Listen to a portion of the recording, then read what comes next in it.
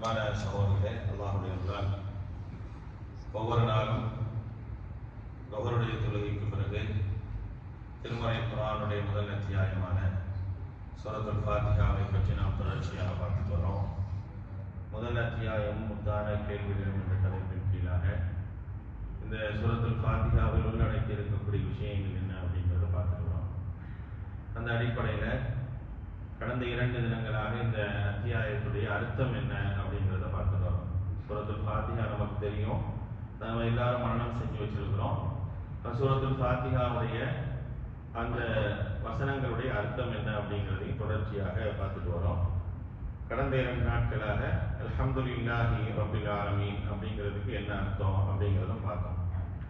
அதுக்கு அடுத்தபடியாக அர் ரஹ்மான் ரஹீம், அர் ரஹ்மான் ரஹீமை பொறுத்த வரைக்கும் நம்ம என்ன அர்த்தம் போனா அளவற்ற அருளாளன் நிகரற்ற அன்புடையோன் அப்படிங்கிற அர்த்தம் என்ன செய்யப்படும் அப்படின்னா அர் ரஹ்மான் ரஹீம் அப்படிங்கிறதுக்கு பொதுவாக நம்ம அர்த்தம் சொல்லுவோம்.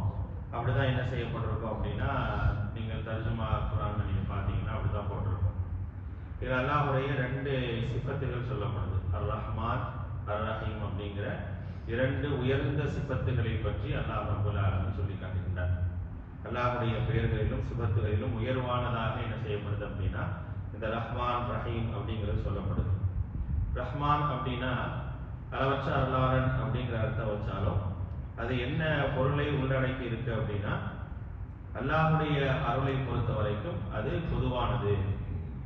என்ன பொதுவானதுன்னா எல்லா படைப்புகளுக்கும், படைப்புகளில் உள்ள எல்லாருக்கும் என்ன செய்யும் அப்படின்னா அவனுடைய அருள், அவனுடைய ரஹ்மத் போய் சேரும் அப்படிங்கிறத குறிக்கும் விதமாகத்தான் அல்லாஹ் ரப்பல் ஆலமீன் அர் ரஹ்மான் அப்படிங்கிற வார்த்தையை என்ன செய்யறான் அப்படின்னா பயன்படுத்தலாம்.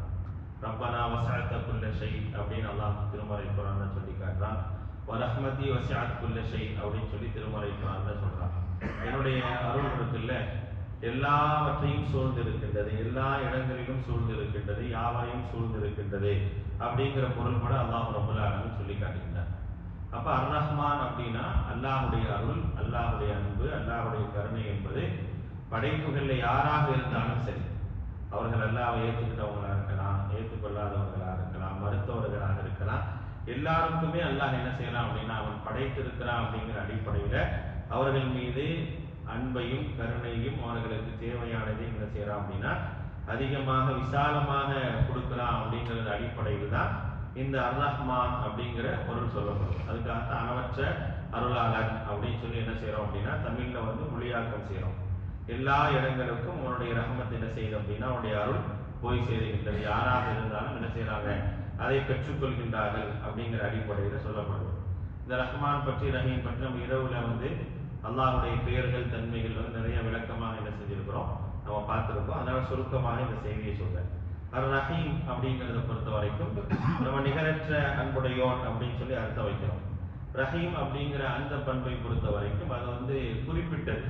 எல்லாருக்கும் எப்படி ரஹ்மானோ அதே போல ரஹீம் என்பதை அல்லாஹ் ரப்பல் ஆலமீன் அதை குறிப்பிட்டவர்களுக்கு அப்படின்னு சொல்லி ஆகிறான். யார் அப்படின்னா அவர்கள் தான் அல்லாஹ்வை ஏற்றுக்கொண்டவர்கள். யார் அல்லாஹ்வை ஏற்றுக்கொண்ட நம்பிக்கையாளர்களாக இருக்கிறாங்களோ அவர்களுக்கு தான் என்ன செய்யுது அப்படின்னு கேட்டீங்கன்னா அந்த ரஹீம் அப்படின்னு சொல்லக்கூடிய அந்த பண்பு, அல்லாஹ்வுடைய அருள் என்பது அவர்களுக்கு மட்டும் கிடைக்கும் அப்படிங்கறத அல்லாஹ் ரப்பல் ஆலமீன் சொல்லி காட்டுகிறார். திருமறை குர்ஆன்ல சொல்லும்போது வகான பில் முஃமினீன ரஹீமா, அல்லாஹ் ரப்பல் ஆலமீன் நம்பிக்கையாளர்கள் மீது என்ன செய்யறான் அப்படின்னா கருணை உடையவனாக இருக்கிறான் அப்படிங்கிற அர்த்தத்தை நம்ம என்ன செய்ய எடுத்துக்கணும். அது மட்டும் இல்லாம ரஹீம் அப்படிங்கிறத பொறுத்த வரைக்கும் குறிப்பாக மறுமை நாள்ல அல்லாஹ்வுடைய முழுமையான அன்பும் முழுமையான அருளும் முழுமையான நிஅமத்தும் என்ன செய்யும் அப்படின்னா இறை நம்பிக்கையாளர்களுக்கு மட்டுமே உரித்தாகும் என்ற அடிப்படையில் என்ன செய்யப்படுது, ரஹீம் அப்படிங்கிற அந்த பெயருக்கான பொருளாக என்ன செய்து பார்க்கப்படுது. அப்ப அர் ரஹ்மான் அர் ரஹீம் அப்படிங்கிறத நம்ம பொதுப்படையாக ஒரு அர்த்தத்துல சொன்னாலும் அது எதை குறிக்குது அப்படிங்கிறத நம்ம நினைக்கணும். ரஹ்மான் அப்படின்னு ஓதும் போது நமக்கு ஞாபகம் வர வேண்டியது அல்லாஹ் ரப்பல் ஆலமீன் அவருடைய அருளால் எல்லாருக்கும் என்ன செய்யறான், விசாலமாக அவருடைய அருட்கொடையை வழங்குறான் அப்படிங்கிறதையும், ரஹீம் அப்படிங்கிறது யாருக்கு அல்லாஹ் ரப்பல் ஆலமீன் குறிப்பிட்டு யாருக்கு என்ன செய்யறான் அவருடைய ரஹ்மத்தை வழங்க வேண்டும் என்று நினைக்கிறானோ அவங்களுக்கு மட்டுமே சொந்தமாகும் அப்படிங்கிறத குறிக்கும் விதமாகத்தான் ரஹ்மான் ரஹீம் அப்படிங்கிற அந்த பொருள் இருக்கு. அதுக்கு அடுத்தபடியாக மாலிக் யௌமித்தீன், மாலிக் அப்படின்னு சொன்னா அரசன் அப்படிங்கிற பொருள், அதிபதி அப்படிங்கிற ஒரு பொருளை நீங்க என்ன செய்யலாம் பார்த்துக்கலாம். அப்ப மாலிக் அப்படிங்கிறது எல்லாவற்றிற்குமான முழுமையான ஒரு ஆளுமையை அல்லாஹ் ரப்பல் ஆலமீன் என்ன செய்வான் அப்படின்னா உரித்தாக்கியவனாக இருக்கிறவன் அல்லாஹ். அவன் மலிக்கின் நாஸ், மனிதர்களுடைய அரசன் அப்படின்னு சொல்லி அல்லாஹ் ரப்பல் ஆலமீன் தன்னை பற்றி திருமறை குர்ஆன்ல கடைசி அத்தியாயமான சூரத்துல் நாஸ்ல அல்லாஹ் தஆலா சொல்றான். இப்ப அவன் தான் அதிபதி, வானம் மற்றும் பூமி எல்லாவற்றிற்கும் அதிபதியாக இருக்கிறான். உலகத்துல பலரும் என்ன செய்யறாங்க, தங்களை அதிபதியாக, எஜமானாக, ஆட்சியாளர்களாக எல்லாத்தையும் சொல்லி எங்களாலும் ஆளுமை செலுத்த முடியும்னா சொல்லிட்டு இருக்காங்கல்ல. அவங்களுக்கெல்லாம் ஒண்ணுமே இருக்காது. எந்த நாள்ல, வறுமை நாள்ல யாரெல்லாம் தங்களை மிகைப்படுத்தி சொல்லிக் கொள்கின்றார்களோ அப்படிப்பட்டவர்களுக்கெல்லாம் ஒண்ணுமே இல்லை அப்படிங்கிறத குறிக்கும் விதமாக அல்லாஹ் ரப்பல் ஆலமீன் சொல்லி காட்டுகின்றார். மாலிகி யௌமித்தீன், நியாயத்தை தீர்ப்பு நாளுடைய அதிபதியாக இருக்கிறான் அப்படிங்கிறது அல்லாஹ் ரப்பல் ஆலமீன் என்ன செய்யறான் சொல்லி காட்டுறான். அப்ப அந்த அதிபதி அப்படிங்கறத அல்லாஹ் ரப்பல் ஆலமீன் நீங்க இன்னும் கொஞ்சம் அதிகப்படியாக மக்கள்கிட்ட கேட்பான். நான் தான் இன்னைக்கு அரசன், ஐன முழுக்களால் பூமியினுடைய அரசர்கள்லாம் எங்க அப்படின்னு சொல்லி அல்லாஹ் ரப்பல் ஆலமீன் கேட்பான். பூமியில யாரெல்லாம் தங்களுக்கு ஆளுமை இருப்பதாக, தங்களுக்கு பலம் இருப்பதாக, அதிகாரம் இருப்பதாக நினைத்துக் கொண்டு அல்லாஹ்வை மறந்து வாழ்ந்தாங்களோ அவங்க எல்லாருமே அவனுக்கு முன்னால சரணடைந்தவர்களாகத்தான் இங்க நிற்பாங்க. அவனுக்கு முன்னால அச்சப்பட்டவர்களாகத்தான் என்ன செய்வாங்க, அங்க நிற்பாங்க.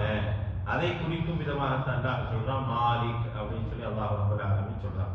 யௌமித்தீன், நியாய தீர்ப்பு நாள் அப்படின்னா அதாவது படைப்புகளுடைய எல்லா விதமான கணக்கும் வாங்கக்கூடிய அந்த நாள்ல அவனுக்கு மட்டும்தான் அதிகாரம். அவன அதிகாரத்தை மீறி யாரும் எதுவும் செய்ய முடியாது. யாராவது ஒருத்தர் செய்ய முடியுமா? அல்லாஹ் போய் அவனுடைய அதிகாரத்துல யாரும் என்னதை நாங்க என்ன செய்யறோம், நாங்க நிக்கன்னு சொல்ல முடியுமா? யாருமே சொல்ல முடியாது. அங்க எல்லாருமே அஞ்சி நடுங்கி பயந்துதான் என்ன செய்வாங்க இருப்பாங்க. பயந்துதான் என்ன செய்வாங்க நிற்பாங்க. அல்லாஹ்வுக்கு முன்னால் என்ன ஆகுமோ, எப்படிப்பட்ட ஒரு சூழல் வருமோ அப்படிங்கிற ஒரு அச்சத்தோடு என்ன செய்வாங்க நிற்பாங்க.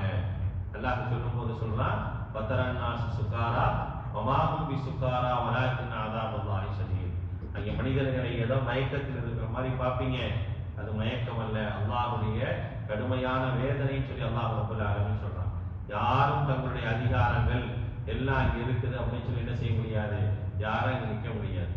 எவர்கள் எல்லாம் இணையாளர்களாக ஆக்கப்பட்டார்களோ அவர்கள் எல்லாரும் என்ன செய்வாங்க, தங்களுடைய நிலையே என்னன்னு தெரியாத ஒரு நிலையில அங்க நிற்கக்கூடிய சூழல் தான் இருக்கு. அங்கே அதிகாரம் என்பது அல்லாஹ்வுக்கு மட்டுமே உரியது. எவன் நன்மை செய்தானோ அவன் நன்மையை பெற்றுக் கொள்வான், எவன் தீமை செய்தானோ அவன் தீமையை பெற்றுக் கொள்வான். எல்லா அதிகாரமும் அல்லாஹ்வுக்கு மட்டும்தான் இருக்கு அப்படிங்கிறத நிரூபிக்கும் விதமாகத்தான் அல்லாஹ் ரப்பல் ஆலமீன் என்ன செய்யறான் அப்படின்னா மாலிகி யௌமித்தீன் அப்படின்னு சொல்லி காட்டுகின்றார். அந்த தீர்ப்பு நாளுடைய, அதாவது கணக்கு வழங்கப்படக்கூடிய, கணக்கு பார்க்கக்கூடிய, உங்களுடைய செயல்களை எல்லாம் விசாரிக்கக்கூடிய அந்த நாள்ல அவனே அதிபதியாக இருக்கிறான் அப்படிங்கிறத குறிக்கும் விதமாகத்தான் இந்த வசனத்தினுடைய பொருள் அமையுது. இன்ஷா அல்லாஹ் அடுத்தடுத்த வசனங்களுடைய பொருள்கள் என்ன என்பதை நாளை வகுப்புல பார்ப்போம்.